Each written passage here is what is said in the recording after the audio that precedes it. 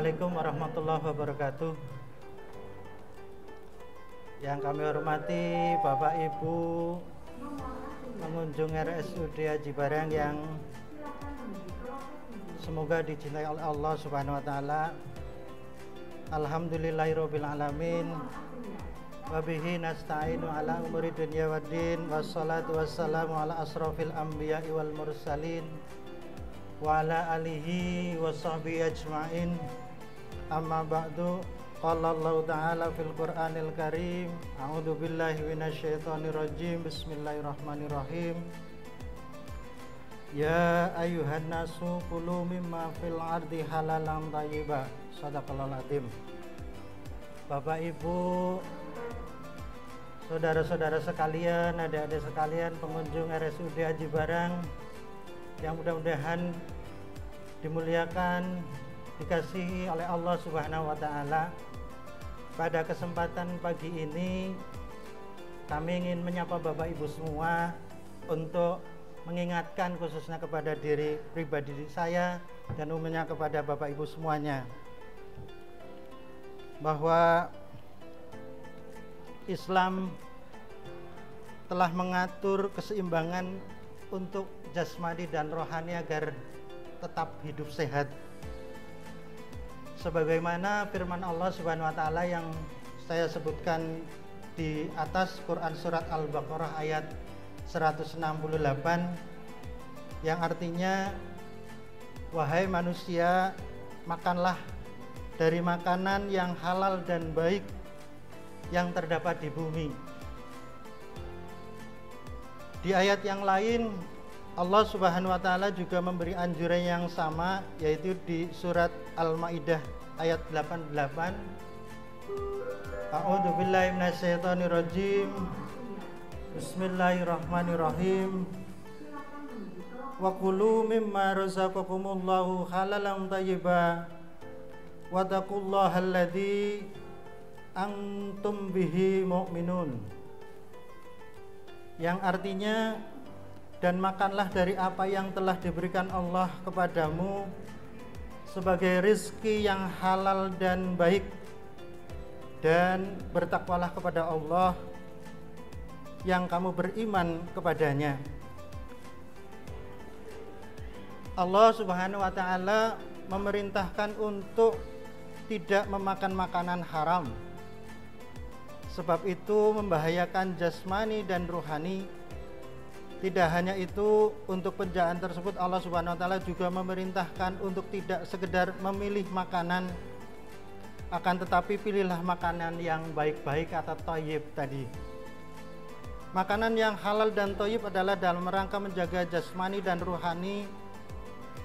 Penjagaan jasmani dengan memilih yang thayyib atau yang baik, artinya memakan makanan yang bergizi dan mempunyai fungsi yang baik untuk kesehatan tubuh.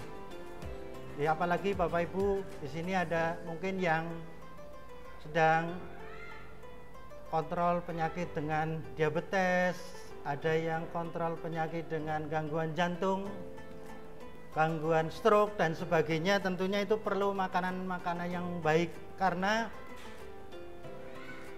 makanan-makanan yang halal pun belum tentu baik untuk para penderita tersebut. Misalnya jenis makanan yang terlalu manis seperti gula, dodol dan sebagainya tidak baik untuk penderita diabetes. Kemudian jeroan, gaji, lemak dan sebagainya tidak baik untuk penderita penyakit jantung dan stroke. Padahal makanan tersebut adalah halal untuk dimakan. Islam juga menyuruh kita untuk menjauhi barang yang diharamkan, karena makanan yang dimakan akan mendarah daging dalam tubuh. Hal ini bisa menjadi salah satu penyebab doa seseorang tidak diijabah oleh Allah Subhanahu wa taala. Jadi makanan yang dimakan itu tidak hanya halal secara fisiknya, tapi juga cara mendapatkannya. Karena makanan yang dimakan di dalam tubuh itu akan menjadi darah yang akan mengalir di dalam tubuh kita. Makanya apabila kita sudah selalu berdoa kepada Allah Subhanahu wa taala tapi tidak pernah terkabul. Mungkin perlu introspeksi kepada diri kita pribadi. Apakah makanan yang kita dapatkan, yang kita makan itu adalah sudah halal? Sehingga di kesempatan bulan Ramadan ini kita bisa memperbaiki diri, ya. Bisa menjaga agar ke depan setelah bulan Syawal dan berikutnya kita bisa memperbaiki makanan-makanan yang kita makan, baik dari sisi jenisnya maupun dari cara mendapatkannya. Dan di samping itu juga Allah Subhanahu wa taala memerintahkan untuk kita tidak memakan secara berlebihan atau rakus, sebagaimana firman Allah dalam Quran surat Thaha ayat 81, A'udzubillahi minasyaitonirrajim, Bismillahirrahmanirrahim. Kullu min thayyibati ma razaqnakum wa la tadhaw fihi fayahilla 'alaikum ghadabi wa may yahlil 'alaihi ghadabi faqad hawa. Shadaqallahul azim. Artinya, makanlah dari rezeki yang baik-baik yang telah kami berikan kepadamu, dan janganlah melampaui batas yang menyebabkan kemurkaanku menimpamu. Barang siapa ditimpa kemurkaanku, maka sungguh binasalah dia. Jadi orang di dalam memakan makanan yang haram, ya apalagi yang berlebih-lebihan, itu akan menyebabkan kerusakan bagi kesehatannya. Dan tidak hanya yang haram, yang halal pun bila berlebihan juga akan merusak kesehatannya. Dan puasa merupakan salah satu cara Allah untuk melatih kita agar membatasi makanan. Karena makanan yang halal tapi karena puasa jadi haram, karena kalau dimakan batal puasanya. Itu bentuk dari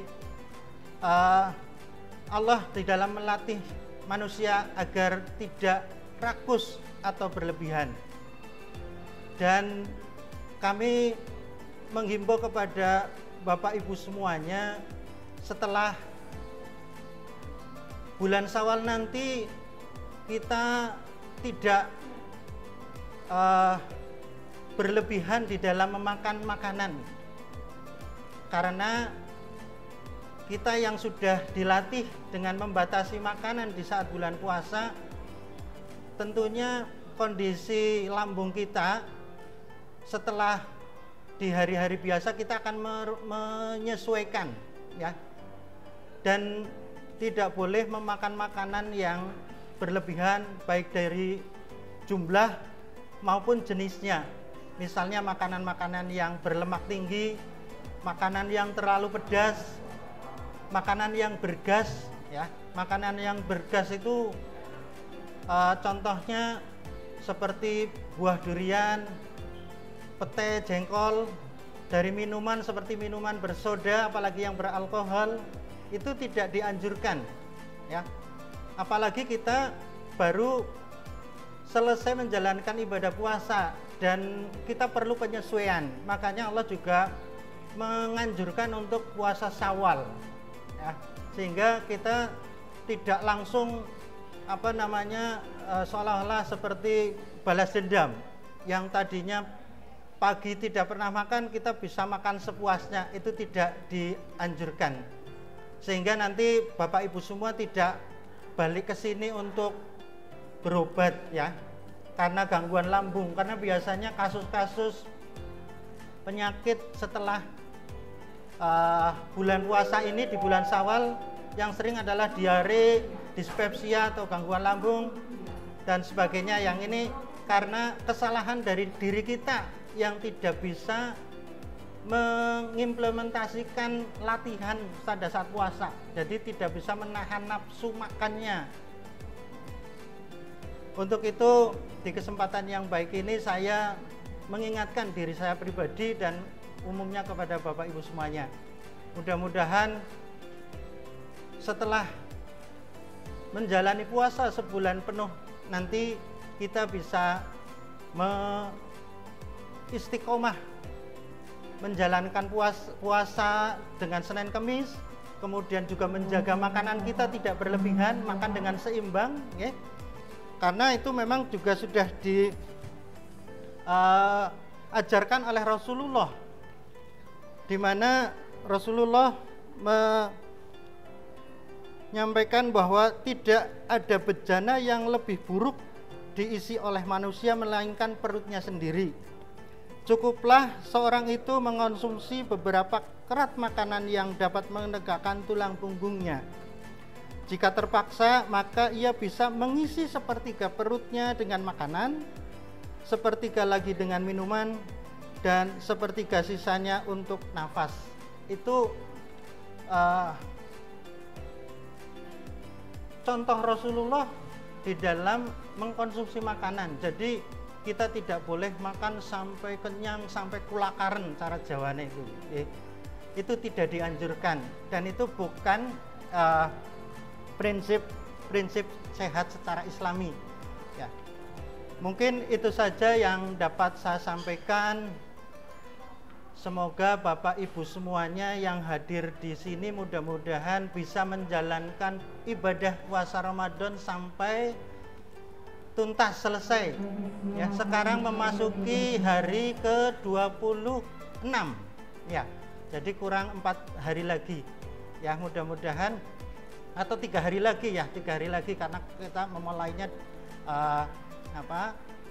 sejak hari Selasa ya. Jadi mudah-mudahan kita bisa menyelesaikannya dan mudah-mudahan bisa memberikan dampak kebaikan kepada diri kita untuk lebih meningkatkan ketakwaan kita kepada Allah, juga bisa menahan nafsu kita di dalam masalah makan, di dalam hal berbicara dan sebagainya, sehingga perintah puasa benar-benar menjadikan kita menjadi orang-orang yang bertakwa. Amin ya rabbal alamin. Dan saya berdoa semoga Bapak Ibu semuanya diberikan kesehatan. Okay. Allahumma rabban nas adibil ba'sa'i wasfi wantas safi la shifa'a illa shifa'uka shifa'a la yughadiru saqaman.